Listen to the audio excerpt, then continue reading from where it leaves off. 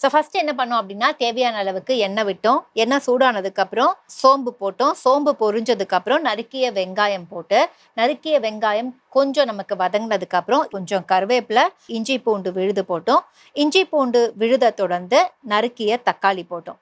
தக்காளி நல்லா நமக்கு ஃபைனா பிளெண்ட் ஆகணும். தக்காளியை தொடர்ந்து கரம் மசாலா, மஞ்சள் தூள், மிளகாய் தூள், மல்லித்தூள் இது எல்லாத்தையுமே ஆட் பண்ணிட்டு ஃபைனாக குக் பண்ணணும். ஸோ ஃபைனாக குக் ஆயிடுச்சு, இதோட பச்சை வாசனைலாம் போயிடுச்சுன்னு தெரிஞ்சதுக்கப்புறம் நம்ம நண்டை நல்லா க்ளீன் பண்ணிவிட்டு தேவையான அளவுக்கு மஞ்சள் தூள் போட்டு அதை நல்லா க்ளீன் பண்ணி வச்சுருந்தோம். ஸோ அப்படியே அந்த மஞ்சள் தூள்லேயே அதை ஊற வச்சுருந்தோம். நம்ம எப்போ நண்டை கடாயில் போடணுமோ குக் பண்ணுற டைம் வரைக்கும்.